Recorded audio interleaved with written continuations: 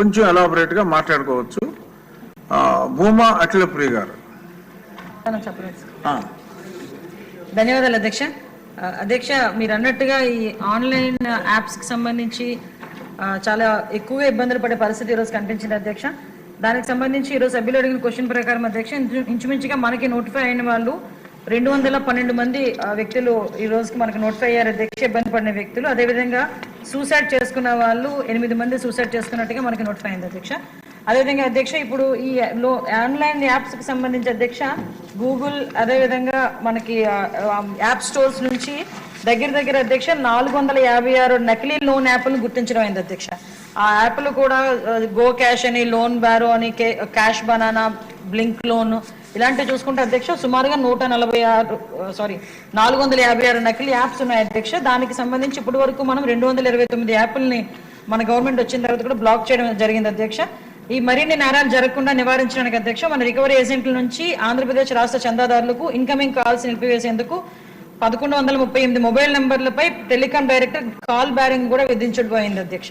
అదేవిధంగా అధ్యక్ష, బ్యాంకర్లతో అనుసంధానం చేసి ఎన్సీఆర్పీ పోర్టల్కి నోడల్ ఏజెన్సీగా నేషనల్ సైబర్ క్రైమ్ పోర్టల్ మరియు 1930 ఒక హెల్ప్ లైన్ నెంబర్ని కూడా ఉంచాం అధ్యక్ష. ఎక్కడైనా మోసగాల ఖాతాలని, మోసపూరిత నిధులని వేగంగా స్తంభింప చేయడానికి ఏపీసీఐడి బ్యాంకర్లతో ఆన్లైన్ మరియు ఆఫ్లైన్ సమావేశాలు నిర్వహిస్తుంది అధ్యక్ష. ప్రతి ఒక్కరికి కూడా అవేర్నెస్ తీసుకొస్తున్నాం అధ్యక్ష.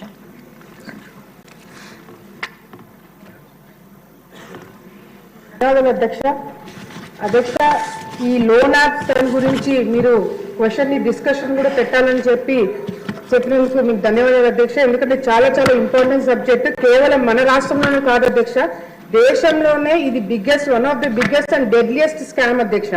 ఇది అధ్యక్ష పేదవాళ్ళు అదేవిధంగా మధ్యతరగతి కుటుంబాలు అవసరానికి డబ్బులు తీసుకునే దానికి అడ్వాంటేజ్ తీసుకొని ఈ యాప్స్ అనేది డిజైన్ చేయడం జరిగింది అధ్యక్ష. కొన్ని మినిస్టర్ గారు చెప్పినట్టుగా కూడా కొన్ని వందల యాప్స్ మార్కెట్ లో ఇంకా అవైలబుల్ ఉన్నాయి అధ్యక్ష. మొదటగా ఎట్లా స్టార్ట్ అవుతుంది అధ్యక్ష, ఫస్ట్ ఒక SMS వస్తుంది అధ్యక్ష. మీరు లోన్ ఇన్స్టెంట్ డబ్బులు తీసుకోవడానికి మీరు అర్హులని ఒక మెసేజ్ వస్తుంది అధ్యక్ష. ఆ మెసేజ్ మనం ఓపెన్ చేయగానే డౌన్లోడ్ చేసుకుంటాం అధ్యక్ష. యాప్ డౌన్లోడ్ చేసుకోగానే మనం చాలా మంది దానికి పర్మిషన్స్ కానీ టర్మ్స్ అండ్ కండిషన్స్ చదవకుండా అన్ని కూడా యాక్సెప్ట్ చేసుకుంటూ పోతాం అధ్యక్ష.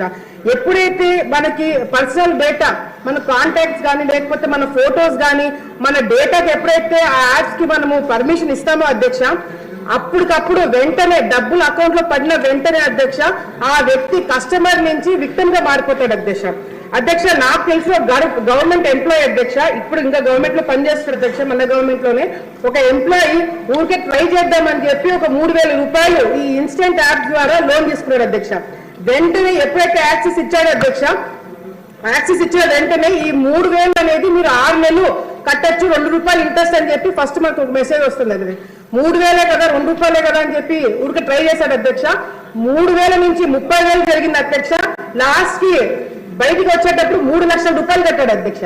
3 లక్షల రూపాయలు ఇన్స్టెంట్ ఈ స్కామ్ కింద ఇతను 3 లక్షలు కట్టి ఇంకా నాకు చేత కాదని ఫోన్ నంబర్ మార్చుకొని కంప్లైంట్ ఇచ్చిన తర్వాత ఆగిపోయిన అధ్యక్ష. అది కూడా 3 లక్షలు కట్టకపోతే ఆల్రెడీ ఇతని ఫోటోలు, ఈ ఫోన్ లో ఉన్న కుటుంబ సభ్యుల ఫోటోలు, కూతురు ఫోటో, మనవరాల ఫోటోలు అన్ని కూడా మార్క్ చేసి వాళ్ళ కాంటాక్ట్స్ లో ఉన్న వాళ్ళ కుటుంబ సభ్యులకి, ఫ్రెండ్స్ కి అందరికీ కూడా పంపించి బెదిరించే కార్యక్రమం చేశారు అధ్యక్ష. ఇది జస్ట్ ఒక చిన్న ఎగ్జాంపుల్ మాత్రమే అధ్యక్ష. మన రాష్ట్రంలో మంత్రి గారు చెప్పినట్టుగా మరి 8 మంది సూసైడ్ చేస్తున్నారు అధ్యక్ష. ఇది కూడా కేవలం వాళ్ళు వచ్చి కంప్లైంట్ ఇచ్చి మనకు తెలిసిన విషయాలే అధ్యక్ష. తెలియని కంప్లైంట్లు ఇంకా కేసులు చాలా ఉన్నాయి అధ్యక్ష. మరి దీని మీద చాలా పెద్ద చర్చ జరగాలి అధ్యక్ష. అంతేకాకుండా అధ్యక్ష అయిపోయింది అధ్యక్ష. 2 పాయింట్స్ అధ్యక్ష. ముఖ్యంగా ఇది ఏమవుతుందంటే అధ్యక్ష, ఇది కేవలం ఒక SMS ద్వారా కాదు అధ్యక్ష. మంత్రి గారు చెప్పినట్టుగా గూగుల్ ప్లే స్టోర్ లో నో బ్యాంకింగ్ లైసెన్స్ అధ్యక్ష. బ్యాంకింగ్ లైసెన్స్ అనేది పర్మిషన్స్ లేవు. ఫేక్ NBFC మరి సర్టిఫికేట్స్ కూడా పెట్టి లోన్ ఇస్తున్నారు అధ్యక్ష. చాలా వరకు షెల్ కంపెనీస్ నుంచి దాదాపుగా 200 షెల్ కంపెనీస్ బెంగళూరు, తెలంగాణ, బీహార్ నుంచి కూడా పెట్టడం జరిగింది అధ్యక్ష.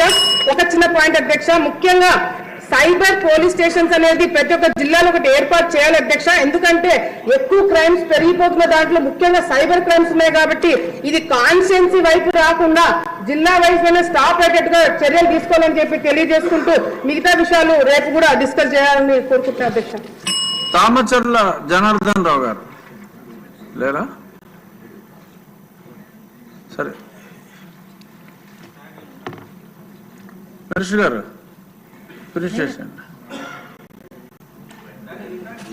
ఉన్నారు, ఇందాక ఒక క్వశ్చన్ మాట్లాడారు కదా, ఇన్ని క్వశ్చన్లు ఎవరు? ధన్యవాదాలు అధ్యక్ష.